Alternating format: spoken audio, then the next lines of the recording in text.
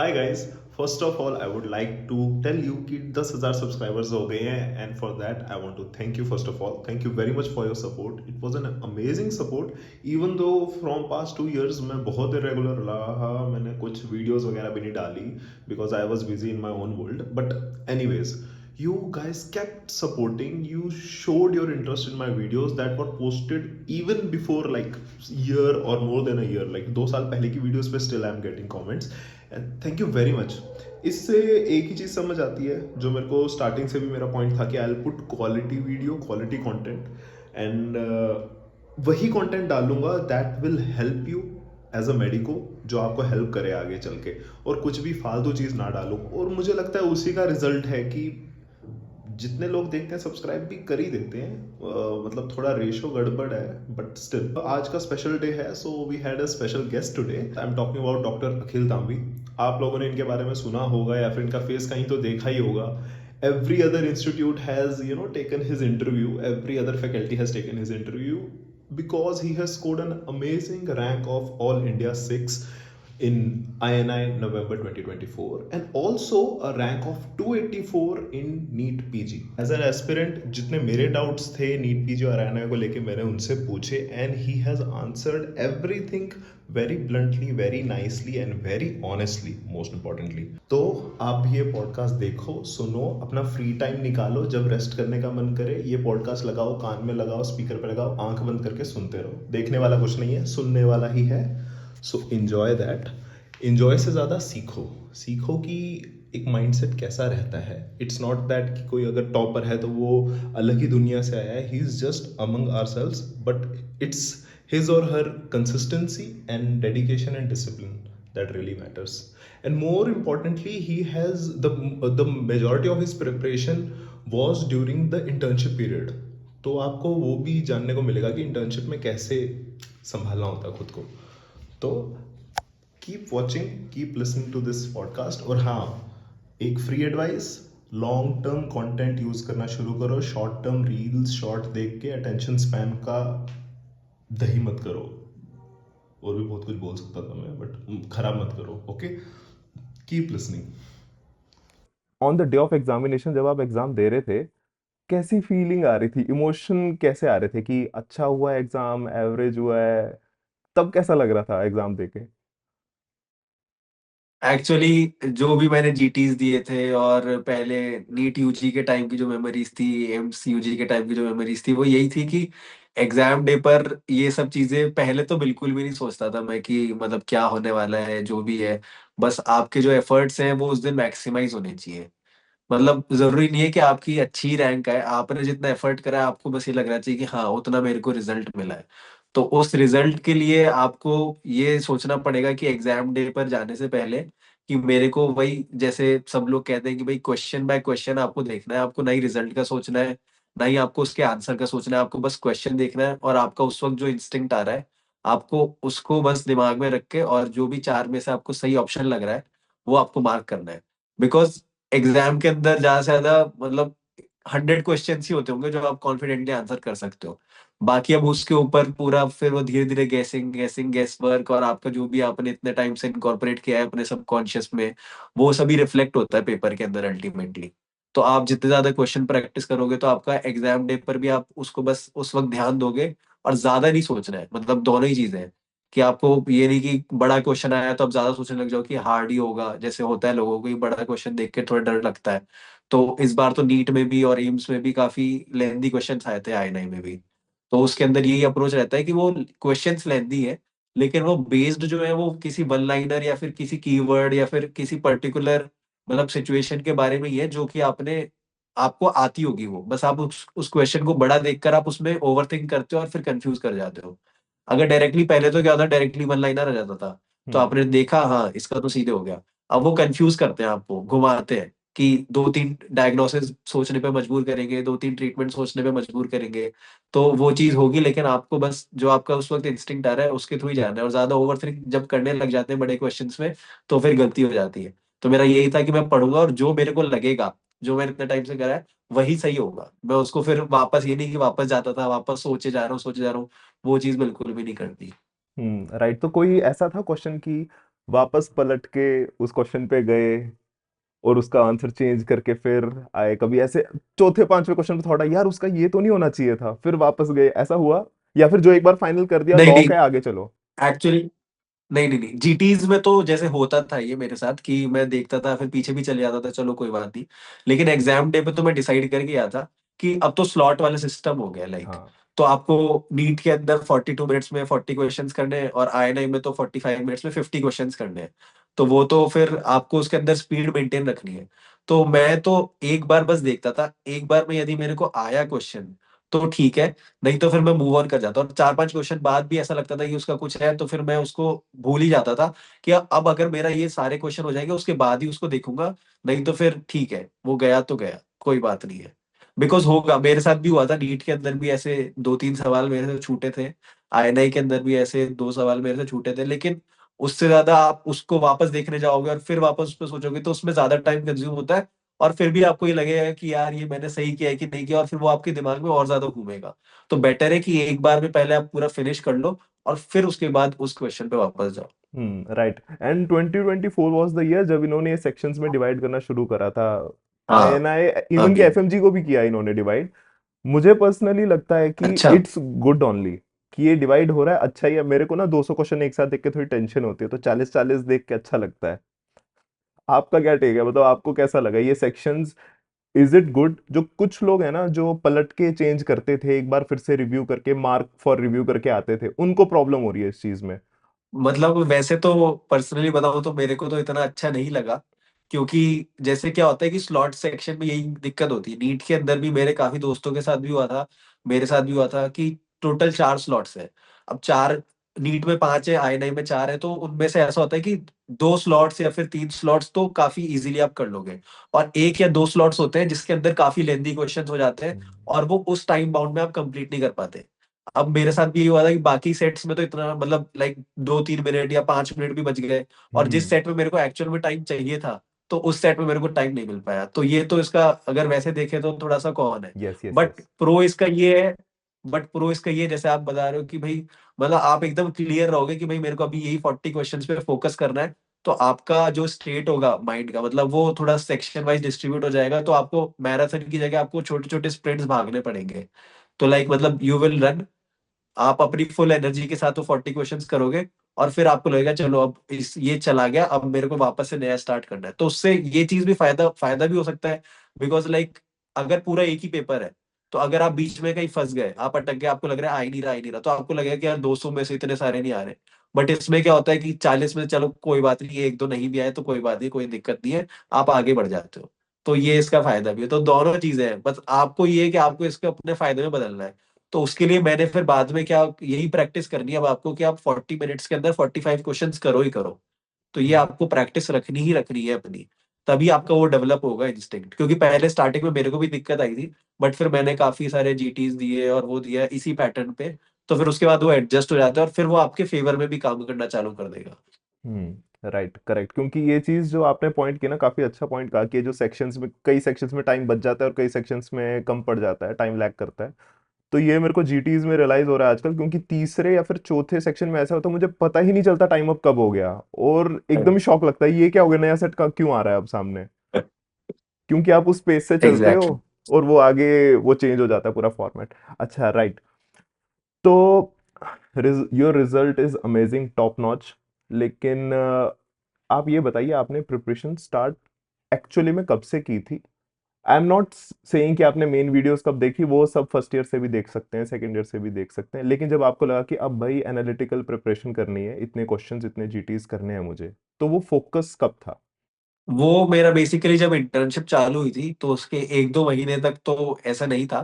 फिर 1-2 महीने के बाद से थोड़ा-थोड़ा मेरा ऐसे फ़ोकस होने लग गया कि भई अब इतने जीटीज़ करने हैं, अब इतनी वीडियोज़ देखनी है, अब ये वाला सोर्स यूज़ करना है, अब मतलब कि रिविज़न कैसे करना है। वो सारी प्लानिंग तो मेरी इंटर्नशिप के टाइम पे चालू हुई थी। तो like my internship started in March 2023। तो लाइक अप्रैल एंड या मई से फिर मैंने पूरा मतलब प्लान करना कि भई कैसे क्या करना है, वो सारी चीज़ें। तो इंटर्नशिप में भी फिर प्लानिंग बेस्ड ऑन ड्यूटीज़ ही रहती थी, कि कभी हेक्टिक ड्यूटी है तो फिर आप इतना प्लान नहीं कर सकते, और जब थोड़ा चिल पोस्टिंग आई पीएसएम, लाइक मेरा 3 महीने पीएसएम आया था, तब उसके अंदर मैंने सही से प्लान कर लिया कि मेरे को इतने टाइम में ये सब कंप्लीट करना है। क्योंकि अगर आप फ्री टाइम के अंदर उसको यूटिलाइज कर लोगे ना, तो फिर जब आपका हेक्टिक टाइम भी आएगा, तो आप उससे रिलेटेड क्वेश्चंस कर सकते हो, उससे रिलेटेड आप टेस्ट अटेम्प्ट कर सकते हो। Because doing that is very easy. मतलब लाइक आपको अगर हेक्टिक इंटर्नशिप में पढ़ना हो खुद से एक्टिवली, तो फिर उसमें डिफिकल्टी होती है। बट अगर आपने पढ़ा हुआ है और आपको अब उसको सिर्फ अप्लाई करना है और अपने कंसेप्ट को और जो भी आपकी मतलब फैक्चुअल चीजें हैं उसको बस सिर्फ एक बार रिवाइज करना है, तो वो चीज फिर हो जाती है अगर आपने एक बार सही से पढ़ रखा हो तो। तो मतलब जीटीज वर द मेन, मतलब आपको एनालाइज करने का पैरामीटर एक जीटी देता था, based on that you would revise, क्योंकि पहले कॉन्सेप्ट्स तो बेसिस तो क्लियर ही थे। तो वैसा था, या फिर नहीं नहीं आपने नहीं। पहले कोई रिवीजन कंटेंट उठाया, कुछ बीटीआर वगैरह मैंने आपकी वीडियोस देखी हैं, तो आपने वो रिसोर्स उठाया फिर उसके बाद उनको रिवाइज करते करते जीटी की तरफ गए? नहीं, एक्चुअली जीटी तो पैरेलली चलना ही है। हम्म। मतलब लाइक ये दोनों अलग अलग चीजें हैं। तो जीटी तो आपको देते ही रहना है। जीटी बेसिकली आपको स्टार्टिंग में एनालिसिस से ज्यादा है कि आप उस टाइम बाउंड जो टाइम है आपका 3 आवर्स का, उसके अंदर आप क्या सारे क्वेश्चन अटेम्प्ट कर पा रहे हो। ठीक है, क्या आप जो क्वेश्चंस ऐसे होते हैं कि भाई जो आपको आते भी हैं, क्या आप उनको सही कर पा रहे हो। तो स्टार्टिंग में तो आपको जीटीज में वो चीज देखनी होती है।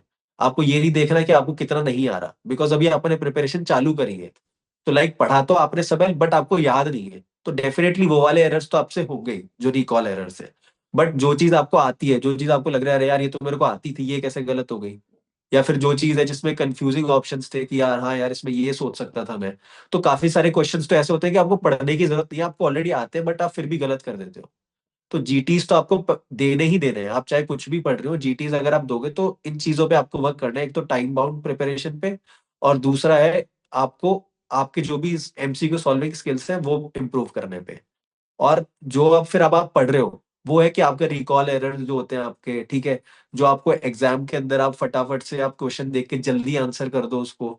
तो उन सारी चीजों के लिए आपको पैरेलली जो है वो नोट्स वगैरह पढ़ने होते हैं। तो नोट्स हो गए, पीवाईक्यूज हो गए, वो आपको पूरा ओरिएंटेशन देंगे कि मेरे को इन इन एरियाज पे फोकस करना है और मेरे को इस अप्रोच से चलना है। और जीटीज तो आपको देनी है, जीटीज टेस्ट एंड डिस्कशन वो आप पैरेलली देते रहो। उनको मैं इतना ज्यादा भी असेस नहीं करता था। मतलब लाइक मेरा ये होता था कि हाँ मतलब मेरे को जितना आता है उतना मैंने कर लिया। That should be your motive. ये नहीं कि आप जीटीज में अपनी रैंक्स के पीछे परेशान हो रहे हो, या फिर आप सोचे जा रहे हो कि अरे ये नहीं होगा वो नहीं होगा। आप ये देखो आपने कितने सब्जेक्ट कंप्लीट करे, और क्या उन सब्जेक्ट्स में आपने अच्छा परफॉर्म किया या नहीं किया। तो ये आपका एक एनालिसिस वाला टूल होना चाहिए। बाकी फिर आप अपना शेड्यूल बनाकर जो भी आप सब्जेक्ट पढ़ रहे हो उस वक्त, या फिर जो भी आप उससे रिलेटेड पीवाईक्यूज कर रहे हो, तो वो तो आपका पैरेलली चलना ही चाहिए। जीटीज पे ही मेरा एक और फॉलो अप क्वेश्चन है। जैसे कि फॉर एग्जांपल आप अपने 4 5 सब्जेक्ट्स 6 सब्जेक्ट्स रादर कर लिए कंप्लीट, और अब जीटी नेक्स्ट जीटी देने का टाइम आया, बट इट्स आपके लिए भी, आई एज्यूम आप बता भी सकते हैं, was it always a time bound schedule कि इतने डेज में ये सब्जेक्ट फिर इतने डेज में ये सब्जेक्ट, ऐसे चलता रहता था, ऐसा ही था? No no no no. अच्छा। एक्चुअली ये तो चीज मतलब करना बड़ा मुश्किल ही है कि टाइम बाउंड, क्योंकि मैंने तो इंटर्नशिप के हाँ। ड्यूरिंग ही प्रिपेयर करा था।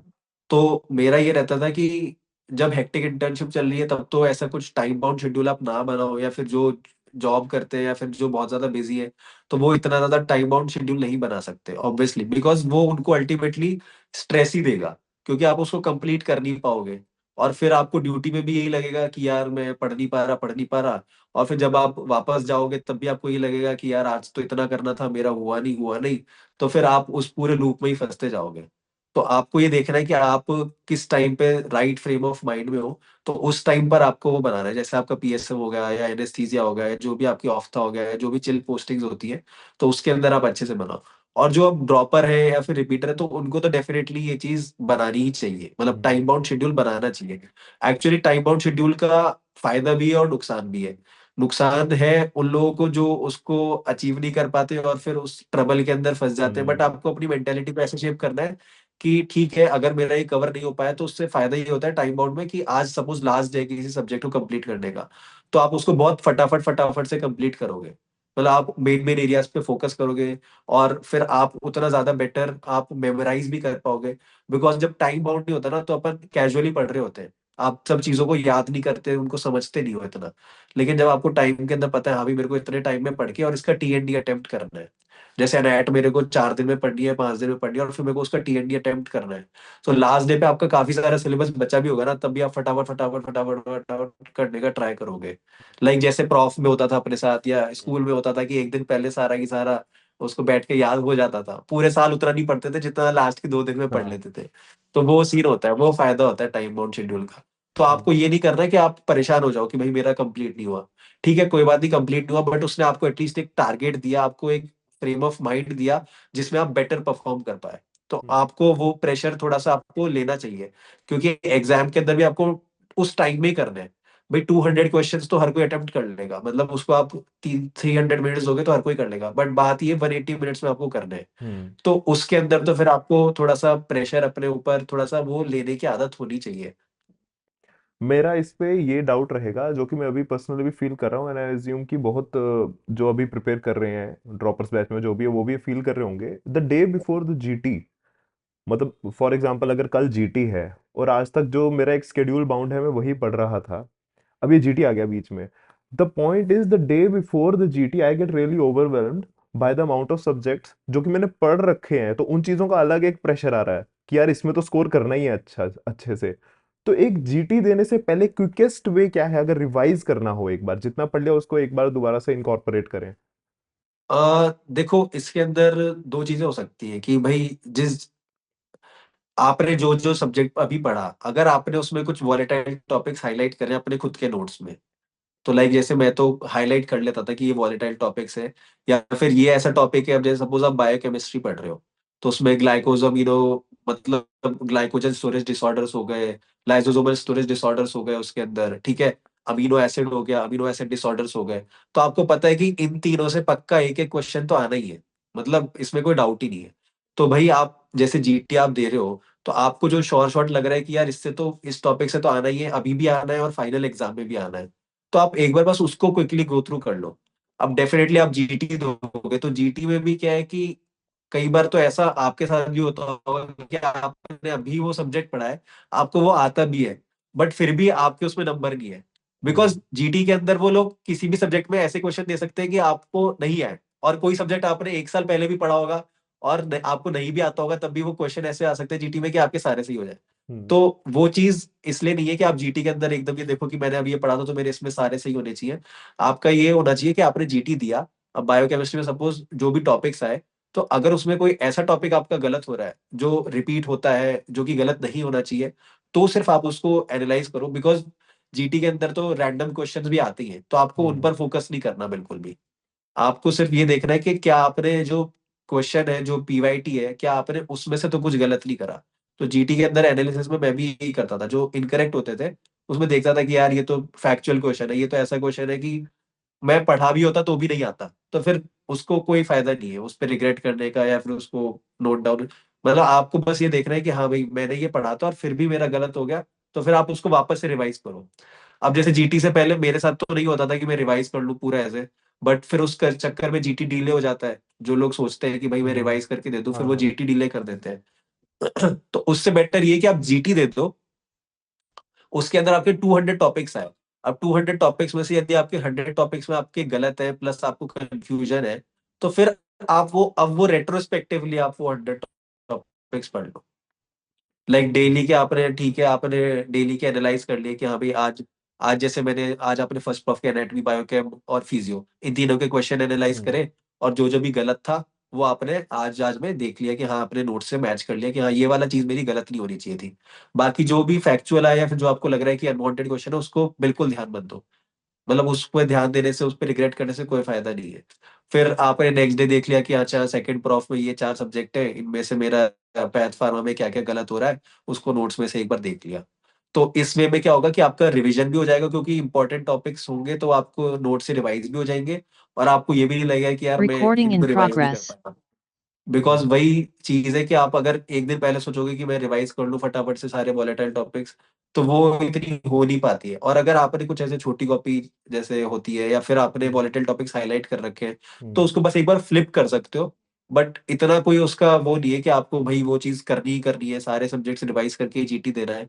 तो उस चीज का वो नहीं है, आप रेट्रोस्पेक्टिवली भी कर सकते हो और वो ज्यादा बेनिफिशियल भी होगा। तो ठीक है, ये पॉइंट आपका मेरे को अच्छा लगा कि रेट्रोस्पेक्टिवली कर लें, लेकिन ये छोटी कॉपी में क्या क्या लिखे हैं? मेरे को तो हर दूसरी चीज लगता है छोटी कॉपी में लिखनी पड़ेगी। मुझे लगता है कि मैं भी बीटीआर ही यूज कर रहा हूँ। I have seen your video where you have shown how to highlight stuff in BTR, फिर या वो पीवाईक्यूज हो, आईएनआई के हो, नीट के हो, या फिर जो ट्रिकी क्वेश्चंस आते हैं उनको किस तरह इनकलकेट करना है बीटीआर में। That's really good, I have started to apply it. लेकिन मेरे को लगता है पूरी की पूरी बीटीआर ही छोटी कॉपी है। अब बीटीआर में से भी एक छोटी कॉपी एग्जैक्टली। कैसे बनाए? नहीं नहीं नहीं, तो मैंने भी कभी कोई ऐसा छोटी कॉपी बनाई नहीं है सच। छोटी कॉपी मैंने जो मेरी जो छोटी कॉपी का था, अब जैसे छोटी कॉपी में लोग वॉलेटाइल स्टफ्स डाल देते हैं, ठीक है, जितने भी वॉलेटाइल स्टफ्स है सारे डाल दिए, जो भी क्वेश्चन गलत हो रहे हैं वो सारे डाल दिए, तो फिर तो उस छोटी कॉपी का कोई सेंस ही नहीं है। हाँ। मेरा मेरा तो सिर्फ छोटी कॉपी का ये सेंस था कि बीटीआर तो है ही छोटी कॉपी, मतलब लाइक हम्म। अगर आप बीटीआर कर रहे हो या कोई भी रिवीजन टूल कर रहे हो, तो वो आपके लिए छोटी कॉपी की तरह ही है। अब उसके अंदर से क्या है कि सपोज अब उसके अंदर आपने क्वेश्चन सॉल्व करे पीवाईक्यूज, ठीक है, और उस पीवाईक्यू में मतलब वो आपके बीटीआर में भी था, वो पीवाईक्यू में आपने देखा, लेकिन फिर भी आपने उसको एरर कमिट कर दिया, कंफ्यूजिंग था वो, क्योंकि पीवाईक्यू आपने उसमें एरर कमिट कर दिया आपको पता होने के बाद भी। तो that will go into your छोटी कॉपी। हम्म। लाइक मैंने मेरे टेलीग्राम ग्रुप पे भी मतलब मेरे एक दो वो डाल रखी है, तो उसके अंदर आपने अगर देखा हो टेलीग्राम ग्रुप पे मेरे, तो उसमें जो इंपॉर्टेंट पीवाईक्यू पीवाईटी है, वो मैं सिर्फ वो वाले क्वेश्चन डालता था जिसमें मेरे को कंफ्यूजन हो रहा है ना दो ऑप्शंस में, मेरे को हम्म। पता ही है, मेरे को आता है, लेकिन फिर भी मैं एग्जाम में फाइनल डे पे कंफ्यूज करूंगा दो ऑप्शंस में, उसको आप छोटी कॉपी में डाल लो। ओके। बिकॉज ऐसे आप डालने जाओगे तो आपको समझ भी नहीं आएगा कि क्या डाले क्या नहीं डाले। हम्म। तो आपने पीवाईक्यू सॉल्व करे, पीवाईटी सॉल्व करे, उसके अंदर आपको जो क्वेश्चंस में कंफ्यूजन हो रहा है आप उस चीज को डालो। बिकॉज ह्यूमन ब्रेन की ना ये टेंडेंसी है, लाइक मैंने तो बहुत नोट करा है कि मैंने एक बार कोई क्वेश्चन गलत करा, किसी में कंफ्यूजन हुआ, अगली बार वापस उसमें कंफ्यूजन होगा, एटलीस्ट 4 टाइम्स तक मेरे को उसमें कंफ्यूजन रहेगा। हो सकता है फोर्थ टाइम में उसको करेक्ट कर दूं अब की बार, लेकिन फोर्थ टाइम तक मेरे को कंफ्यूजन रहेगा। क्यों? क्योंकि ऐसा होता है, सपोज इस बार मैंने आंसर मार्क किया उसका कुछ A, suppose hmm. Option A mark किया और वो सही था, ठीक है, अब लेकिन मेरे को ए और बी में कंफ्यूजन था, अब नेक्स्ट टाइम मैं सोचूंगा यार ये मैंने सही मार्क किया था कि कहीं इसका बी तो नहीं था, तो फिर हम्म। आपने नेक्स्ट टाइम बी मार्क कर दिया, फिर पता लगा अरे यार ये तो गलत है। तो वो वाली चीजें जो है ना वो आपको छोटी कॉपी के अंदर अपनी इनकलकेट करनी है। ये तो आपने काफी करेक्ट ऑब्जर्वेशन है आपकी। Sometimes we do this just to know कि ये गलत ऑप्शन है ना, तब भी हम वही मार्क कर देते हाँ, हैं कि पता चले कि आज के बाद ये गलती नहीं करनी, बट दिस थिंग रिपीट्स। ठीक है। रिपीट्स। तो आपका, अभी हम जीटी की बहुत बातें कर ली, एंड जीटी के लिए कौन सा सोर्स था? Can we know that clearly? कौन था? जीटी के लिए मैरो। और मैरो मैरो। का जीटी आपको नहीं लगता ये थोड़ी ज्यादती कर देता है कई बार? ये नहीं नहीं इसकी नहीं जो नहीं नहीं। डिफिकल्टी लेवल है, is it at par with the INI NEET level, और sometimes it just overshoot sometimes, कि कुछ ज्यादा ही फैक्चुअल नंबर्स वगैरह में कुछ ज्यादा ही क्वेश्चंस डाल देता है?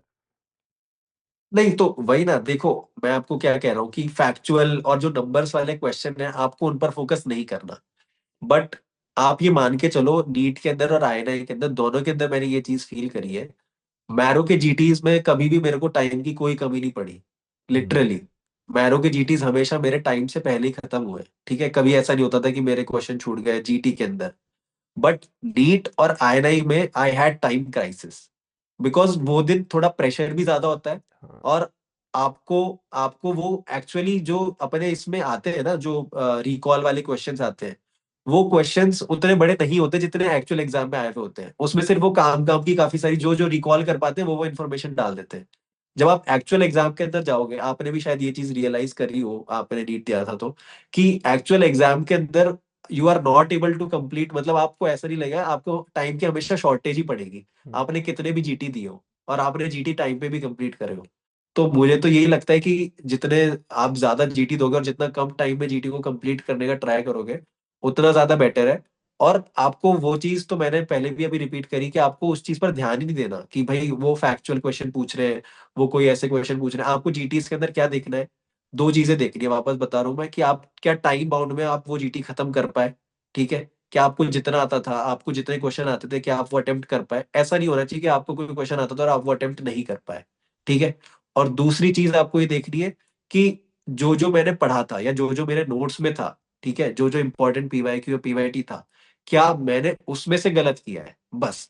हम्म। बाकी के जो क्वेश्चन है वो आपको देखकर you have to just ignore them, मतलब art of ignoring in GT is very very important, कि शुड भाई वी आपको इग्नोर करने हैं वो question. Should we add those facts in BTR, या फिर अब हमारे नोट्स में उनको ऐड करना चाहिए कि नो नो बिल्कुल ही नो नो, इग्नोर करो? अगर वो पीवाईक्यू और पीवाईटी है हाँ, देन पीवाईक्यू यू नहीं है हैव तो। To add. No no no, absolutely no. Okay. PYQ PYT नहीं है तो बीटीआर के अंदर या फिर जो आपका रैपिड रिवीजन के नोट्स हैं उसके अंदर ऑलरेडी वो वाले फैक्ट्स या नंबर्स होंगे जो कि इंपॉर्टेंट है। अब आप हम्म। अपने आप, क्योंकि वो नहीं आते, और अगर एक आध क्वेश्चन आ भी गया तो आपकी रैंक पर उसका कोई फर्क नहीं पड़ेगा। ओके, मैं पूछने क्या वाला था अब, एक्चुअली इतना मजा ही आ गया था सुनते हुए। ये वाला जो पॉइंट लेकिन हाँ आपने बताया ना, चीजें इग्नोर करो, अरे बहुत बड़ा रिलीफ है। क्योंकि मैं प्री पीजी भी यूज करता हूँ, तो जब हाँ, तक प्री मैंने पीजी एग्जैक्टली, मैं प्री ब- पीजी पे जो है ना, वो मैंने भी लास्ट में वही लास्ट के 1 महीना यूज किया था। अच्छा, तो प्री पीजी का आपको पता हाँ, होगा डिफिकल्टी लेवल क्या है? तो प्री नहीं, प्री पीजी। पीजी का पता है, उसके उसके बारे में भी मैं बताता हूँ आपको। तो उसमें क्या है कि अ, आपको सिर्फ और सिर्फ जो टेस्ट आता है ना, डेली टेस्ट, हम्म। जो भी एक दो दो सब्जेक्ट्स का, शायद एक या दो सब्जेक्ट से हाँ मिला के देते हैं वो, हाँ, 50 सिर्फ क्वेश्चंस आपको होते वो हैं, हाँ। हाँ, सिर्फ आपको वो अटेम्प्ट करना है बस। ओके। आपको कुछ दिमाग नहीं लगाना उसके अंदर, क्योंकि उसके अंदर देखो, आप दिमाग लगाने जाओगे तो उसमें कई बार, इतनी बार नोट करा है मैंने, आंसर्स गलत भी होते हैं। ठीक है, दूसरी बात एक्सप्लेनेशन भी Recording in इतनी progress. एक्सप्लेनेशन भी उसकी ठीक नहीं लगती मुझे, है ना, उसमें अल्टीमेटली टाइम वेस्ट ही होता है। Hmm. But for practicing, for daily जो मैं आपको बता रहा हूँ ना कि आपको टाइम बाउंड सेट्स में, मतलब पहले इतना शायद यूजफुल ना हो, बट जब से अभी पिछले साल से ये कंसेप्ट आया तब से तो ये वाला डेली टाइम बाउंड अगर आप टेस्ट करोगे एक, तो डेफिनेटली, मतलब लाइक आईएनआई के अंदर तो मेरे को बहुत हेल्प हुई थी इससे। ओके, तो मतलब pre PG is something that I used to use जब मेरे पास मैरो का नहीं था सब्सक्रिप्शन, तो रिसेंटली आई नहीं, बॉट मैरो मैरो तो सब्सक्रिप्शन। मैरो तो आपको मैरो तो आपको यूज करना ही है। हाँ, तो अब तब मैं डेली टेस्ट भी दे रहा था, मैं वीकली जो जीटीस थे वो भी दे रहा था, बट अब आजकल वो थोड़ा सा ऐसा हो गया है कि अगर if I have to practice MCQs में मैरो के क्वेश्चंस ही करता रहता हूँ, तो इन दैट प्रोसेस वो डेली टेस्ट वाला मिस हो गया है मुझसे। तो हाउ इज इम्पोर्टेंट, मतलब कितना इंपॉर्टेंट है वो कि करना चाहिए वो फिर अटेम्प्ट? नहीं, वो एक्चुअली देखो 35 मिनट्स में 50 क्वेश्चंस देते हैं, है ना। हम्म। तो 35 मिनट्स में 50 क्वेश्चंस आपको अगर अटेम्प्ट करने आ गए, तो आप समझो कि नीट और आईएनआई दोनों में ही आपको कितनी हेल्प होगी। हम्म। बिकॉज आपका जो मेन कंसर्न है एग्जाम में, मैंने आपको क्या कहता है कि आपने जो एफर्ट्स करे भाई, जो आपको आता है वो हम्म। एटलीस्ट आप सही से अटेम्प्ट करके आ पाओ, ठीक है, वो हम्म। आपका छूटे ना एग्जाम के अंदर। आपको ये ना लगे अरे यार ये क्वेश्चन छूट गया, ये तो इतना आसान क्वेश्चन था, या फिर मतलब इतना ज्यादा इजी क्वेश्चन था, वो मेरा कैसे रह गया। हम्म। क्योंकि मेरा मतलब मेरे फ्रेंड्स के साथ या फिर मैंने सुना है लोगों के साथ हुआ है कि उनके पेपर नीट के अंदर काफी लोगों के एक दो सेट्स इतने लेंदी आए थे कि वो छूट गए। हम्म। तो वो चीज नहीं होनी चाहिए बस। तो प्री पीजी का जैसे मैं देता था, 35 मिनट्स में आपने जैसे सपोज खाना खा लिया, उसके बाद आपका मन नहीं है पढ़ने का, ठीक है, अभी दिन में खाना खा लेते हैं उसके बाद कहाँ मन करता है, नींद ही आती है। हम्म। तो आपने हम्म। फटाफट से 35 मिनट्स का वो टेस्ट दे दिया, तो आपको अपने आप ही अंदर से एड्रेनलिन रिलीज हो जाएगा। 35 मिनट में जब आप करने जाओगे ना, वो होता नहीं है इतनी आसानी से। हम्म। स्टार्टिंग में मेरे भी छूटते थे उसमें, फिर धीरे धीरे करके फिर कंप्लीट होने लग गए थे। तो बस वो होता है उससे कि आपकी प्रैक्टिस हो जाएगी कि फटाफट फटाफट से क्वेश्चन को, जो लेंथी क्वेश्चन होते हैं उसमें क्या क्या इंपॉर्टेंट है, हम्म। आपके आंखें अपने आप फिल्टर आउट करके वो चीज की प्रैक्टिस हो जाएगी। हम्म। जैसे रेडियोलॉजी में भी यही है, स्टार्टिंग में समझ नहीं आता क्या इमेज है क्या नहीं है, बाद में अपने आप ही आंखें जो है वो एडजस्ट कर जाती है उस हिसाब से, कि हम्म। वो निकाल लेती है कि क्या चीज राइट, वो इंपॉर्टेंट है और क्या करेक्ट चीज आंसर पे अपने आप आंखें इंपॉर्टेंट। चली ही जाती हैं। अ, तो हाँ जो पॉइंट है प्री पीजी का, यू आर सेइंग कि एक टाइम बाउंड क्वेश्चन प्रैक्टिस आपकी अगर बेस्ट हो सकती है वो प्री पीजी पे हो सकती है। अपार्ट फ्रॉम दैट जो मुझको हाँ प्रॉब्लम फील होती है वो है कि अगर क्वेश्चन फॉर एग्जांपल गलत हो गए, तो ये habit, should I keep this habit of keeping that facts written somewhere कि ये गलत हो गए इसको लिखूं, या फिर sometimes we should move on, हमेशा चीजें नोट नहीं करना बिकॉज वो टाइम कंज्यूमिंग बहुत है। फॉर एग्जांपल वो 35 मिनट्स का टेस्ट है, बट उसको रिव्यू करके उसके आंसर्स जब आपको लिखने होते हैं, और फॉर स्पेशली प्री पीजी जहाँ पे डिस्कशंस में आंसर ढूंढने पड़ते हैं, एक्सप्लेनेशन में तो होता नहीं है, तो उसमें फर्दर और टाइम स्पेंड हो जाता है। तो नहीं वो वो आपको करना चाहिए कि लिख छोड़ना चाहिए? नहीं मतलब देखो उसके अंदर मैं आपको थोड़ा डिटेल में बताता हूँ। तो आप जैसे उसमें आपने अटेम्प्ट कर लिए 35 मिनट्स में 50 क्वेश्चंस, ठीक है? हम्म। अब आप साथ ही साथ भी रिव्यू कर सकते हो, नहीं तो आप कभी ऐसे ही खाली बैठे हो, कभी कुछ करने का मन नहीं कर रहा, तब ऐसे ही उठाकर भी रिव्यू कर सकते हो। अब दूसरी चीज़ क्या है, मैं तो कभी रिव्यू करता नहीं था, देखो डायरेक्टली मैं आपको बताऊँ। ओके। उसमें दूसरा जो अच्छा फीचर है, जो कि आपको अपने आप रिव्यू करा देगा, आपने यूज़ करा तो आपको पता होगा, नेक्स्ट डे पे वो वाले क्वेश्चंस वो अपने आप आपको शो कर देगा कि हम्म। भई आपको आज ही करना है। तो मैं रिव्यू तो मैंने कभी करा ही नहीं टेस्ट, ठीक है? ओके। मैं गया बस वो देखे कि अच्छा बता रहा है ये कल भाई कि मैंने इसको गलत, ये वाले क्वेश्चन गलत किए थे मैंने। तो उसके बाद वापस अटेम्प्ट कर लिए एक बार, ठीक है? अब आपने आज उसको वापस अटेम्प्ट कर लिया, आपके जो आज उसमें वापस आप गलत करोगे, वो वापस आपको कल दिखा देगा। तो प्री पीजी के अंदर आपको ये नोट करने वाली जरूरत नहीं है। आप नोट करोगे उसमें उल्टा ज्यादा ही टाइम कंज्यूम होगा और इतना कुछ खास भी नहीं होता, अनटिल अनलेस आपको कुछ ऐसे ही बहुत बढ़िया मिल जाए कि यार ये तो टॉपिक बहुत इंपॉर्टेंट है, इसमें तो क्या गजब समझ आ गया, तब आप कुछ कर लो। नहीं तो अगर नॉर्मल रूटीन क्वेश्चंस है, वही चल रहा है, तो फिर बस उसको फटाफट फटाफट से देखो, अगले दिन वही क्वेश्चन आप वापस अटेम्प्ट कर लो। हम्म। उससे क्या होगा, जैसे आपने नोट कर भी लिया तब भी आप, ठीक है अगले दिन आप सही कर दोगे उसको, बट आपका, आपने अगर नोट नहीं करा और अगले दिन वही सेम क्वेश्चन आता है, तो आप वापस कंफ्यूज हो गए, आपको वापस वो लगेगा, आप वापस थोड़ा सोचोगे कि इसमें हम्म। मैंने क्या गलती करी होगी, क्या होगा। तो वो चीज आप इजीली कर सकते हो, तो आपको ऐसा नहीं है कि उसमें मतलब लिखने की तो प्री पीजी का तो जरूरत नहीं है।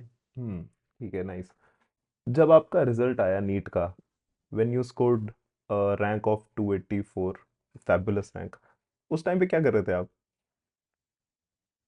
मैं नीट के वक्त, हाँ हम लोग ट्रिप पे गए हुए थे। ओ नाइस। हाँ लाइक शायद 24 अगस्त को आया था रिजल्ट, और हम लोग हम्म। 23 अगस्त को, 23 अगस्त को मैं दिल्ली गया था, फिर दिल्ली से हम 7 फ्रेंड से हम लोग बैंगलोर गए थे, बैंगलोर मैसूर उधर ट्रिप पर। तो बैंगलोर थे उधर, फर्स्ट डे ही था, और हम लोग रात को पार्टी करने ही जा रहे थे, और उससे जस्ट पहले ही रिजल्ट आ गया था। तो मतलब लाइक, सोने पे सुहागा। मतलब हाँ मतलब, और सही हम लोगों ने इसलिए प्लान बनाया था कि यार ऐसा होगा ना कि भाई रिजल्ट आ गया फिर मूड खराब हो गया, फिर ट्रिप भी नहीं बन पाएगी, चलो भाई रिजल्ट आया उससे पहले ही निकल लो। और एक दिन पहले ही निकले थे। तो how was it? Were you expecting such rank, या फिर मतलब कैसा था? एक्सपेक्टेशन से ऊपर था, नीचे था, कैसा था? अह, मतलब एक्सपेक्टेशंस के अकॉर्डिंग नहीं, ओके। मतलब ठीक है, हाँ मतलब आई वाज होपिंग कि I will get a decent rank. Hmm. मतलब ऐसा भी नहीं था कि बहुत ही ज्यादा कोई अच्छी आ जाएगी, ऐसा भी नहीं था कि बहुत बेकार आ जाएगी। इतना मेरे को था, जब पेपर दे के आया तो इतना पता था कि हाँ यार, मतलब मेरे को जितना आता था वही मैं जो आपको बता रहा था उतना मैंने कर लिया अटेम्प्ट। हम्म। अब जो भी आएगा, मतलब जो भी रिजल्ट आएगा वो एक्सपेक्टेशन के अकॉर्डिंग ही होगा। नाइस। तो आया फिर दिमाग में थॉट कि छोड़ यार, अब आया नहीं की तैयारी, पार्टी थोड़ा और एक्सटेंड करते हैं, चिल करते हैं, हाँ कॉलेज तो मिल ही एग्जैक्टली, जाएगा। I was doing the same thing, मतलब लाइक उसके बाद तो हम ट्रिप पे पूरा 8-9 दिन ट्रिप से आए, फिर उसके बाद मैं ऐसे ही मतलब इधर उधर खेलने, लाइक घर पर मैं सुबह शाम दोनों टाइम आराम से खेलता था। थोड़ा मतलब कजन्स के साथ कहीं घूमने चले गए, वो सब चल ही रहा था। आईआईटी के लिए तो मेरे को ये था कि मेरे को अगर रेडियोलॉजी भी चाहिए होगा, पिछले साल सफदरजंग की कट ऑफ 300 गई थी आईपीयू के थ्रू, थ्री हम्म। और एआईआर, और हम्म। आरएमएल की 450। तो मेरे को ये था कि चलो कोई बात नहीं, रेडियोलॉजी भी चाहिए होगी, रेडियो मेडिसिन जैसा है कि कुछ भी जो भी चाहिए होगा सब कुछ मिल ही जाएगा आराम से, कोई दिक्कत नहीं है। हम्म। तो मेरा तो यही एम था बस कि हाँ चलो मिल जाएगा, तो आईआईटी के लिए इतना कुछ था भी नहीं। फिर जब धीरे धीरे पता चला, अरे भाई मतलब कि इसके अंदर तो मतलब काफी हमारे यूनिवर्सिटी वाले भी काफी बच्चे आगे हैं, तो नीट के अंदर थोड़ा सा मिलना हो सकता है कि डिफिकल्ट हो जाए, आरएमएल भी ना मिले क्या पता। और फिर दूसरी चीज ये थी कि मेरे को साइकी का भी ऑप्शन मैं कंसिडर कर रहा था। तो साइकी के लिए नीट से ज्यादा बेटर सब ये कह रहे थे आईएनआई से, या तो एम्स दिल्ली ले लो या निमहांस ले निम्हांस लो, ले लो। उन दोनों से। हाँ, तो मेरा तो ये मेन एम था कि मैं थोड़ा डिसेंटली अगर थोड़ी बहुत भी तैयारी कर लूंगा, तो लाइक नीट जितना रिजल्ट तो आ ही जाएगा। तो मतलब लाइक आई वाज एक्सपेक्टिंग कि हाँ ठीक है, आराम से 200-300 रैंक तक भी आ जाएगी, तो भी निमहांस की साइकी तो आराम से मिल जाएगी। हम्म। तो मैं तो उस अकॉर्डिंग ही प्रिपेयर कर रहा था आराम से, तो लाइक आराम से चिल भी कर लेता था, थोड़ा बहुत दिन में 2-3 घंटे 4-5 घंटे आराम से अपना पढ़ लिए। मतलब एक्चुअली आईएनआई का तो मेरा शायद कुछ ऐसे मैं एक्सपेक्टेशन भी नहीं थी मेरे को, मैं तो कैजुअली काफी गया था आईएनआई के लिए तो। बट वही था कि क्योंकि मैंने नीट के लिए पूरा अच्छे से प्रिपेयर किया था, सारा कुछ करा था, सारे एफर्ट्स थे। तो जब लास्ट में, लास्ट वीक, लास्ट के 2 हफ्ते जब आया था टाइम, तब मेरे को ये था कि हाँ यार, जो-जो मैंने उस वक़्त करा था लास्ट में, उसको बस वापस कर लेता हूँ। और फिर वो अगर आपने एक बार किया हुआ होता है ना अच्छे से, हम्म। तो डेफिनिटली इट विल ट्रांसलेट। तो लाइक लोगों का होता है ना कि यार अभी इतनी मेहनत कर ली और उसमें अच्छी रैंक नहीं आई, तो फिर सब बेकार ही है। बट आप देखोगे जब आप नेक्स्ट एग्ज़ाम दोगे या फिर कभी भी और टेस्ट अटेम्प्ट करोगे, तो आपको कहीं न कहीं ये चीज़ अपने आप रियलाइज़ हो जाएगी कि यार हाँ, जो भी मैंने पढ़ा था, वो मतलब आपको पता भी नहीं होगा और वो रेप्लिकेट कर जाएगा अपने आप। Hmm. True, so true, true. That happened in INI. हाँ, मतलब लाइक मतलब आईएनआई में मेरे को इतना एक्सपेक्टेड नहीं था, बट उसके अंदर अपने आप ही सारी चीज़ें फॉल इंटू प्लेस कर गई और मतलब अपने आप ही हो गया, लाइक मैजिक हैपेंड। तो कुछ ऐसा कोई एक सेपरेट स्ट्रेटेजी नहीं थी आईएनआई के लिए, जो था बस वही कंटिन्यू किया आपने? नहीं, सेपरेट क्या, मैंने आपको जैसे आप बता रहे हो, आपने मेरी वीडियो देखी है या फिर आप मेरा हाँ। टेलीग्राम चैनल भी देखोगे, तो मैंने कभी नीट और आईएनआई के लिए अलग से तो कुछ करा ही नहीं। मतलब लाइक मैंने तो कोई भी सब्जेक्ट पढ़ा, तो मैं उसको नीट के क्वेश्चंस भी करता था, आईएनआई के भी करता था, दोनों पर्सपेक्टिव से ही कवर करता था। ये नहीं ओके। सोच के चल नीट भी जब आया था, तब मैंने ये नहीं सोचा था कि यार ये चीज़ जो है नीट के लिए, और इस बार हुआ भी है। नीट के अंदर काफ़ी लोग कह रहे थे कि शायद एम्स के लोगों ने पेपर बनाया है या फिर एम्स के पैटर्न पे काफ़ी सारे क्वेश्चन हम्म। आए हैं। लाइक तो वो भी चीज़ हुई थी, तो मैंने तो कभी ये चीज़ डिस्टिंग्विश इतना करी नहीं थी कि भाई मेरे को नीट के लिए अलग पढ़ना है, आईआईटी के अलग अलग पढ़ना है, और वो चीज़ होनी भी नहीं चाहिए। हम्म। मतलब you are study for PG entrance. अब आप भले यूएसएफली के लिए पढ़ो, आप भले ही किसी नीट के लिए पढ़ो, आईआईटी के लिए पढ़ो, आपको मेन चीज़ें वही है, कोर कांसेप्ट्स वही है, आपको उस सब्जेक्ट को उस डिटेल में आपको जैसे भी कर रहे हो, आपको दोनों के हिसाब से ही पढ़ना है। बिकॉज़ अब तो होने भी लग गया ये, फिर उसके बाद काफ़ी आया भी था कि नीट आईआईटी के क्वेश्चंस इंटरमिक्स होने लग गए, काफ़ी सारे टॉपिक्स सिमिलर होने लग गए। हम्म। तो लाइक आपको प्रिपेयर भी उस अकॉर्डिंग ही करना चाहिए। बिकॉज़ वही है, आईएनआई के अंदर क्या होता है कि आपको पता नहीं होता, काफ़ी जितने भी लोग थे ना, जितने भी हम्म। टॉपर्स थे, सबसे मेरी बात भी हुई थी, सबका यही था कि भाई ऐसा नहीं है कि आईएनआई के लिए कुछ भाई अलग से एकदम करा या फिर वो करा। वो जो नीट के उनका चल रहा था, वही उन्होंने उसको और हम्म। थोड़ा-सा करा, और उसके अंदर ही आईएनआई में अनएक्सपेक्टेडली लोगों के काफ़ी बार ऐसे ही होता है कि मतलब उसके लिए प्रिपेयर नहीं करते, बट वो आ जाता है अपने आप।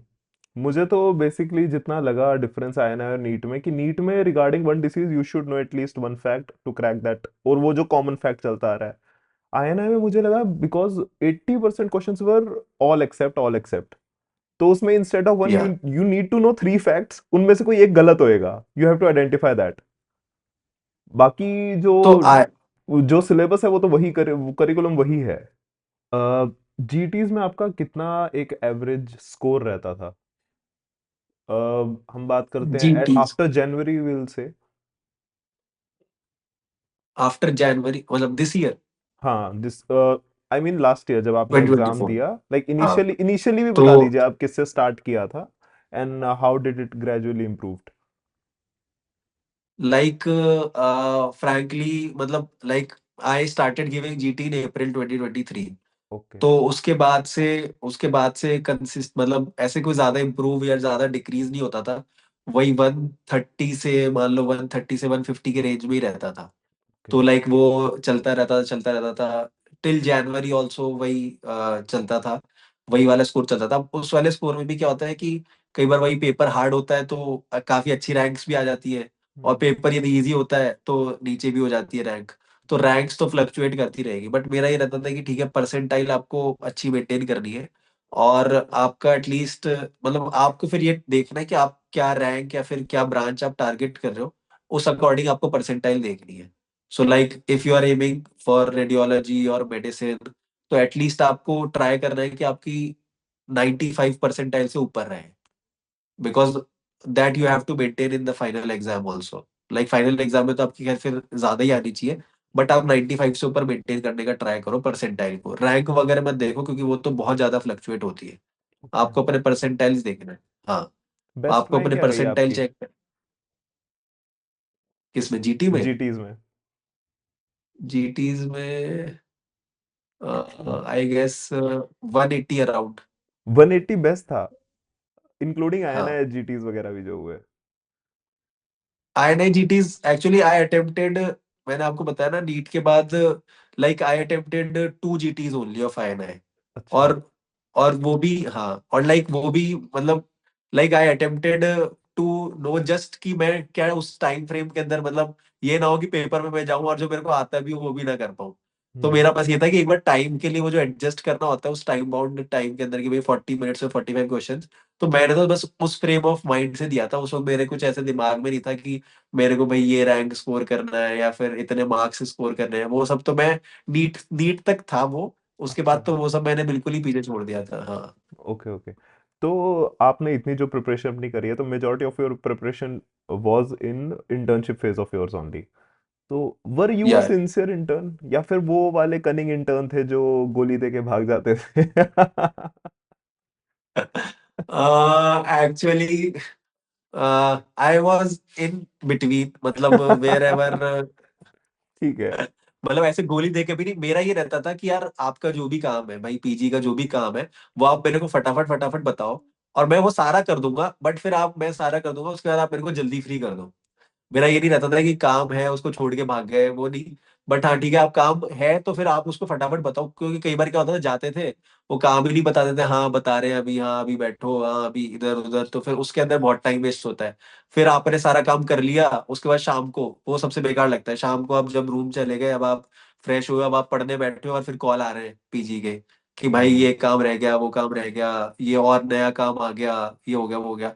तो लाइक उसके अंदर तो फिर डेफिनेटली गुस्सा आता ही था कि यार अब तो मैं फ्री होके आया हूँ, खुद कर लो भाई ये इतना सा, तो अब थोड़ा सा पढ़ने दो, वो करने दो। तो लाइक फिर बाद में धीरे धीरे स्टार्टिंग में तो ये सब चीजें बहुत इफेक्ट करती थी। फिर बाद में धीरे धीरे भाई मैंने सोचा कि हाँ यार ठीक है, अब जो भी है भाई शाम को फिर मैं थोड़ा सा वही करता था कि भाई अब थोड़ा और पीजी को बोला जाता सर अब तो एग्जाम आ रहा है, आपको जो भी है सुबह सुबह बता दो, शाम को रात को वापस ऐसे मत बुलाया करो और जो भी है। हालांकि अब वो नाइट ड्यूटीज वगैरह है या फिर पूरी इमरजेंसी है 9 to 9, तब तो बात अलग है। हम्म। बट मेरा ये रहता था कि काम फटाफट से खत्म कर लो सारा और उसका जितना जल्दी फ्री हो जाओ उतना बेटर है। Did you give May I N I? या आई गिव मे एन आई। उसमें कैसा था?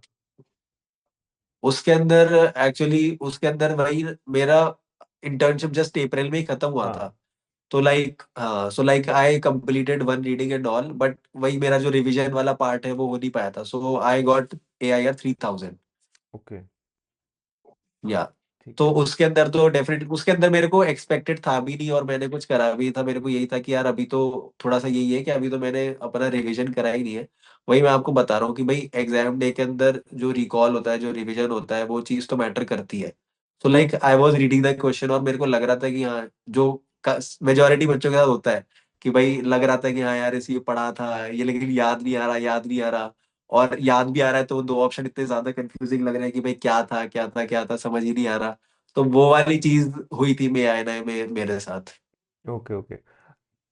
जैसे when I was in my UG as well, या फिर स्कूल से ही मैं लेके चलूं अगर, एक टॉपर को ना पहले से ही पता होता है कि यार मैं ही टॉप करने वाला हूँ। इफ नॉट टॉपर तो उसके जो साथ वाले होते हैं ना, उनको तो पता ही होता है कि भाई ये ही टॉप करेगा। तो for you, when did you realize कि कर ही लूंगा यार? नहीं ऐसा तो कभी नहीं था कि कर ही लूंगा यार। एंटायर इंटर्नशिप में पूरे साल यही लगता था कि यार ड्रॉप करना पड़ेगा, ड्रॉप करना पड़ेगा। अच्छा। क्योंकि इंटर्नशिप में नहीं हो पाती है पढ़ाई। हाँ इंटर्नशिप में नहीं है, पूरे साल यही लगता था कि यार चल भाई छोड़ ही देते हैं, इससे बढ़िया आराम से रिलैक्स करते हैं, अगले साल पढ़ेंगे। लेकिन फिर वही सीनियर्स को देखते थे और मतलब जो भी हमारे सीनियर्स हैं, तो लास्ट ईयर हमारे AIR 1 भी आई थी हमारे मतलब हमारे कॉलेज से नीट के अंदर। ओ नाइस। तो हाँ तो मेरे को ये था कि यार भाई जब वो उन्होंने इंटर्नशिप के अंदर इतनी बढ़िया रैंक्स निकाली है तो मैं डिसेंट रैंक तो निकाल ही सकता हूँ। तो फिर बस वही एक वो था कि हाँ भाई चलो करते रहो करते रहो फाइनल डे पे, क्योंकि आपको कुछ पता नहीं है, क्या पता आपने बहुत अच्छे से भी प्रिपेयर करा हो और आपका एग्जाम के अंदर यदि हो गया तो फिर आप गए। और राइट। आपने पूरे साल अगर आपने कंसिस्टेंटली थोड़ा बहुत भी करते रहे, बट आपने अगर लास्ट के 2-3 महीने अच्छे से कैपिटलाइज कर लिया फिर, तो फिर आपका रिजल्ट काफी ज्यादा इंप्रूव भी हो जाता है। मतलब मेरे काफी सारे दोस्त भी हैं जो कि मतलब ऐसे ही चल रहा था कि हाँ थोड़ा बहुत कर रहे थे, लेकिन लास्ट के 2-3 महीने में काफी उन्होंने इतना अच्छे से कैपिटलाइज कर लिया कि वो उनकी रैंक्स मतलब बहुत ज्यादा अच्छी अच्छी आ गई। सो लाइक ये चीज तो कॉम्पिटिटिव एग्जाम के अंदर ये चीज होती है कि आपको लास्ट तक अपना काम कंपोजर सब मेंटेन करके रखना है। मतलब you have to run a marathon. कोई ऐसा नहीं है कि आपने अभी आप आगे निकल गए तो आप आगे रहोगे, ऐसा नहीं है। अभी आप आगे हो बट पीछे से कोई और आके लास्ट के अंदर, लास्ट की जो 100 मीटर है वो तेज भाग गया, तो फिर he will get ahead of you. So वही चलता है इसके अंदर। तो रिगार्डिंग ए लास्ट के 100 मीटर, और as we can analogy it with the revision part, जो फाइनल रिवीजन एक होता है, दैट पीपल से कि लास्ट हफ्ते में आपको 19 सब्जेक्ट्स कर लेने चाहिए revise. What was your strategy? How could you revise everything with the minimum amount of time? Actually सोचा तो मैंने भी यही था कि लास्ट के 7-10 दिन के अंदर मैं पूरा रिवाइज कर लूंगा, वो कर लूंगा, ये कर लूंगा, वो कर लूंगा। बट ओ बट इतना हो नहीं पाता है। मतलब लाइक आप कितना भी आपके नोट्स अगर छोटे भी होते हैं तब भी आपको उस वक्त टाइम लग जाता है, वो सब चीजें होती है। मेरे साथ भी हुआ था नीट से पहले, लाइक कि मतलब इतना अच्छे से नहीं हो पा रहा था, काफी सारी चीजें थोड़ा बहुत इधर उधर चल रही थी। मतलब लाइक उतना अच्छे से नहीं हो पाता। बट आपने जो भी इतने लंबे टाइम के अंदर करा होता है, ठीक है, आप लास्ट के अंदर आप कर रहे होते हो, आप सब चीजें आप नहीं पढ़ सकते, ठीक है। मेरे को लगा था कि मैं पूरे पूरे पढ़ लूंगा आराम से, बट वही था लास्ट के अंदर जो मैंने मेरे वीडियो के अंदर भी बताया था यूट्यूब पे, कि भाई लास्ट में मेरा एकदम ऐसे ब्लैंक स्टेट हो गया था माइंड में कि यार अब आज इसके इतना टाइम बचा है, मैं सिर्फ जो एम्स नीट के जो टैग लगा रखे थे, जो हाईलाइट कर रखा था, बस उस पेज पे जो 3-4 वो पॉइंट है उसको देखे, उसके अलावा कुछ देखना ही नहीं है। क्योंकि देखूंगा और पता लगे यार अभी नहीं आ रहा, लास्ट के 10 दिन बचे हैं, अभी ये चीज नहीं आती मुझे। ट्रू ट्रू तो फिर ट्रू। भाई वो हो जाएगा। तो इससे बढ़िया ये कि जो मैंने हाईलाइट पहले से कर रखा है, जो वो चीजें कर रखी है उनको मैं पढूं। और हम्म। जो चीज मेरे को आती होगी वो अभी अभी जो आती है वो 10 दिन बाद भी आती होगी। राइट। और जो अभी नहीं आती है उस पर मैं फोकस करूं, या फिर जो बहुत ज्यादा इंपॉर्टेंट टॉपिक्स है जो पता है आना ही है, उस पर हम्म। मैं फोकस करूं सिर्फ। हम्म। तो लाइक मतलब आपको इसलिए प्रिपरेशन जो होती है ना वो पूरी वही मैराथन की तरह ही है। आपको अपनी एनर्जी पहले कंजर्व करके और वो करके पूरा वैसे चलना है, उस हिसाब से चलना है कि आप लास्ट के अंदर आप सही एरियाज पे फोकस करके और आप सही पॉइंट्स को पढ़कर आप फाइनल एग्जाम के दिन अच्छा परफॉर्म कर सको। तो उसकी जो प्रिपरेशन है वो तो आपकी पहले से ही चालू हो जाती है कि आप अपने नोट्स को अच्छे से हाईलाइट कर रहे हो, आप उसमें एनोटेट कर रहे हो, आप जो भी टेस्ट दे रहे हो उसको आप रेट्रोस्पेक्टिवली एक बार देख रहे हो कि हाँ मेरी इन पॉइंट्स पे गलती हो रही है। क्योंकि जब आप लास्ट में भी नोट्स पढ़ोगे ना, तो जब नोट्स पढ़ते हैं तो आपको ऐसे याद नहीं आएगा, आपको यही याद आता है अरे यार ये मेरा गलत हुआ था पॉइंट, चल इसको पढ़ लेता हूँ। ये मेरा ऐसे गलत हुआ था, या फिर ये नीट में आया हुआ है या ये एम्स में आया हुआ है तो इसको हम्म। पढ़ लेता हूँ। तो वो पूरा प्रोसेस ऐसे ही चलता है। आप पूरे पूरे नोट्स कोई से भी हो, चाहे बीटीआर हो आरआर हो, वो फिर भी नहीं पढ़ पाओगे। आपको उसमें भी हाईलाइट और एनोटेट करने की जरूरत है। डेफिनेटली वो करना ही पड़ेगा, वो भी करना कई बार चैलेंजिंग हो जाता है। लाइक यू सेड, अगर नजर इधर से उधर गई और चैलेंजिंग। किसी टेबल की तरफ चले गई यार, वो that temptation of getting that final look, वो दिमाग खराब कर सकती है। ट्रू। अब प्रिपरेशन के regarding a last question, there are some days, for example मेरे केस में ऐसा होता है कि आफ्टर 10 दिन या फिर एक हफ्ते बाद ना वो एक पीरियड आता है कि आपने इस दिन बहुत अच्छी पढ़ाई करी, very productive day it went, Q bank भी अच्छे से हो गया, सब हो गया, लेकिन नेक्स्ट डे ना एकदम आलस, कुछ करने का मन नहीं करेगा। फैंसी वर्ड है इसके लिए, बर्नआउट डे। बर्नआउट ऐसा सच होता नहीं है, बस मूड ही नहीं होता करने का, कि नहीं करना है। Even if you stay like you will keep your book in front, नहीं मन करता पढ़ने का। How to cope up that problem? आपके साथ ऐसा होता था? हाँ तो हाँ बहुत होता था मेरे साथ। देखो इंटर्नशिप में तो मेरे साथ बहुत होता था। मैं ड्यूटी से आया और मैंने अभी बुक खोल के सामने, पढ़ने का मन नहीं करा, साइड में फोन दिखा, फोन चला लिया, यूट्यूब खोल लिया, यूट्यूब पे वीडियो देखे जा रहा हूँ। अब चलो ओटीटी एप्स मैंने डिलीट कर दिए, ठीक है, इंस्टाग्राम डिलीट कर दिया, लेकिन और कुछ भी नहीं। तो यूट्यूब यूट्यूब खोल के बैठ गया, यूट्यूब पे रैंडम वीडियोस देखे जा रहा हूँ, वो करे जा रहा मैंने हूँ। तो यूट्यूब की पता है ऐप कि भी टाइम डिलीट कर दी। वहां तो यूट्यूब के ऐप मैंने भी डिलीट कर दी थी, उसका सफारी पे चला लिया कि गूगल पे, गूगल क्रोम पे चला लिया, उस पे चला लिया, वो तो 100 तरीके निकल जाते हैं उसको चलाने के। तो उस पे चला लिया, उस पे रैंडमली कर रहे हैं, स्क्रॉल कर रहे हैं, वो कर रहे हैं, वो गिल्ट भी हो रहा है, मजा भी हाँ। नहीं आ रहा देखने में, बट वो भी लग रहा है कि भाई पढ़ने का भी मन नहीं है। तो देखो ये चीज तो है, मतलब नॉर्मल है। और हम्म। खासकर जब कोई जॉब कर रहा है या कोई इंटर्नशिप कर रहा है तो उनके लिए ये चीज और भी ज्यादा हो जाती है। बिकॉज आपको 10 लोग हैं सुनाने वाले, भाई आप जाओगे, आपको काम का वो है, प्रेशर है कि सुबह जल्दी जाना है, ठीक है, रात को किसी ने कॉल कर दिया, कोई कॉल पे बोल रहा है कि ये कहाँ है वो कहाँ है, तो उन सब चीजों से बहुत परेशानी होती है। मतलब मेरे को तो बहुत बेकार लगता था। तो लाइक उस फ्रेम ऑफ माइंड को एडजस्ट करना ही बड़ा मुश्किल हो जाता है। हम्म। बट जब मेरी इंटर्नशिप खत्म हुई ठीक है, या फिर कोई अभी जैसे ड्रॉपर है जिनके पास पूरा टाइम है, तो आप तो अच्छे से अपना बैलेंस्ड शेड्यूल बना सकते हो। लाइक आप अपना पूरा शेड्यूल ऐसे बनाओ कि आप देखो कि आप मैक्सिमम प्रोडक्टिव कब हो। तो लाइक आप मॉर्निंग में, कोई मॉर्निंग पर्सन है, कोई नाइट पर्सन है, तो उस अकॉर्डिंग आप बनाओ। बिकॉज जब आपकी मैक्सिमम प्रोडक्टिविटी होती है ना, तब आप इन सब चीजों की तरफ डाइवर्ट, जो आप कह रहे हो कि पढ़ने का मूड नहीं हो रहा है या फोन चला लिया, वो चीजें आप अपने आप कम करोगे। जैसे मेरे साथ सुबह था, सुबह ऐसा नहीं होगा सुबह उठ के मैं ऐसी रैंडमली मैंने वीडियोस चला ली या फिर कुछ सीरीज चला ली। वो सब सुबह सुबह मेरे को पता है कि वो मेरे साथ नहीं होगा। मतलब मैं सुबह इफेक्टिवली पढ़ सकता हूँ, किसी के साथ रात को होता है।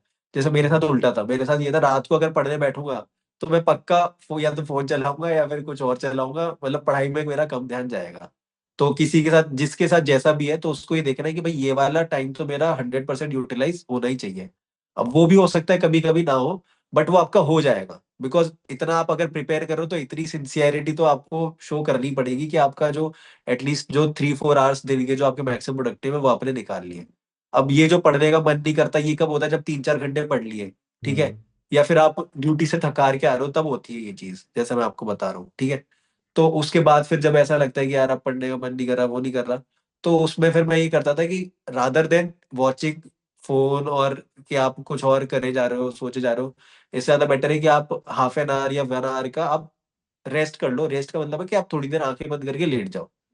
लाइक तो उससे क्या होगा कि आप, मतलब क्योंकि आप जितना ज्यादा, मैंने तो यही ऑब्जर्व करा, जितना ज्यादा आप ये सब देखते हो मोबाइल या फिर टैब, ये सब जितना ज्यादा देखोगे, उतना ज्यादा आपको और मेंटल फटीग ही होता है उससे।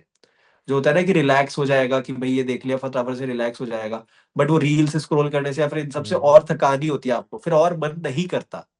उससे ज्यादा बेटर है कि आप अगर थोड़ी देर सो लिया, आधा 1 घंटा। तो सपोज आप इंटर्नशिप से आए या ड्यूटी से आए, आप आधा 1 घंटा आपने रेस्ट कर लिया, या फिर दिन में आपने, मतलब थोड़ी देर आपने 3-4 घंटे पढ़ लिया, उसके बाद आप आधे घंटे ऐसे ही लेट गए आराम से, ठीक है। लेट गए, आपने कोई गाना गाना सुन लो आप, ठीक है, गाना चला लिया आपने, कोई बढ़िया सा रिलैक्सिंग सॉन्ग चला लिया। ऐसे ही आपने थोड़ा, कोई डांस करता है उसे थोड़ी देर गाना चला के डांस कर लिया, ये भी कभी कभी कर लेता था मैं। जैसे मैं योगा कर लेता था, थोड़ी सी स्ट्रेचिंग कर लेता था लेट कर आराम से। तो बाहर वॉक करने चला गया, दिन का टाइम है, अभी सर्दियां चल रही है, धूप है बाहर, थोड़ी देर धूप ले लो। सो लाइक वो सब चीजें आप करोगे तो यू विल फील फ्रेश, और फिर आपको अपने आप ही अंदर से वो आ जाएगा कि हाँ यार चलो ठीक है, अब माइंड भी रिलैक्स है, काम है। तो आप अपन वापस से अपनी चीज पर वापस आ सकते हैं, वापस पढ़ सकते हैं। और किसी दिन ऐसा जा रहा है कि यार पढ़ाई नहीं हो रही है, तो फिर you have to accept that कि ठीक है भाई, मशीन तो नहीं है, इसलिए अपन डिफरेंट है मशीन से, ठीक है, we hmm. Are humans.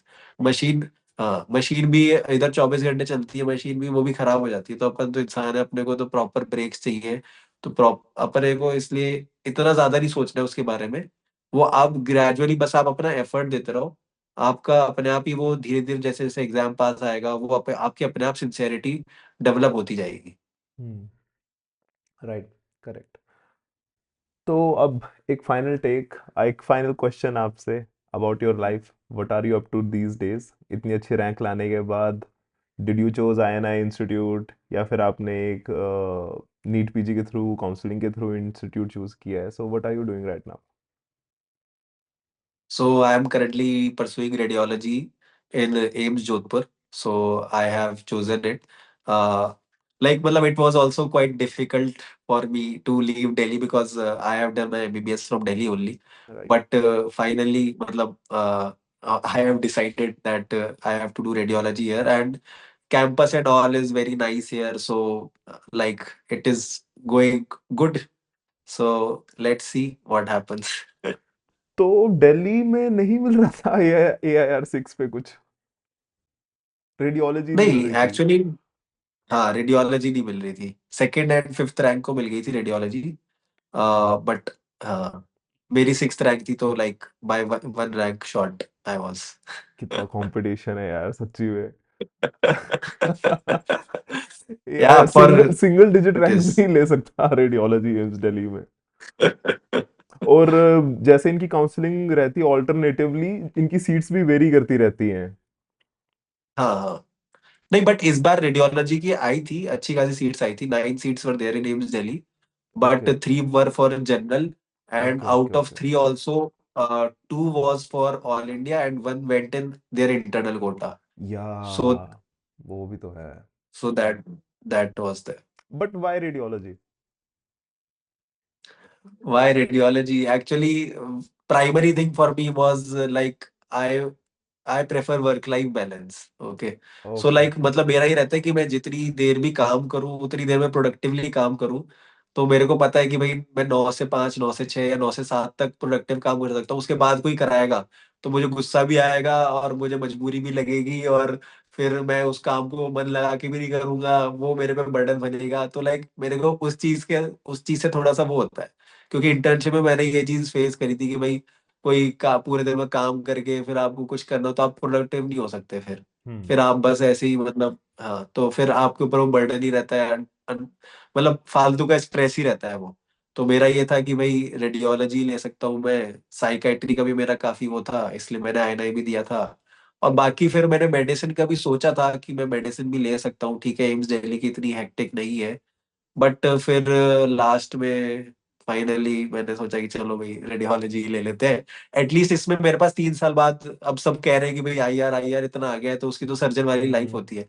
But ठीक है, अभी 3 साल का टाइम है मेरे पास. फिर मैं उसके बाद सोच सकता हूँ वापस से कि क्या मेरे को कैसी लाइफस्टाइल चाहिए. क्या पता तब माइंडसेट चेंज हो जाए, या फिर जो जो भी रहे तब सिचुएशन. डायग्नोस्टिक भी अभी अच्छा ही है, ऐसी बात नहीं है.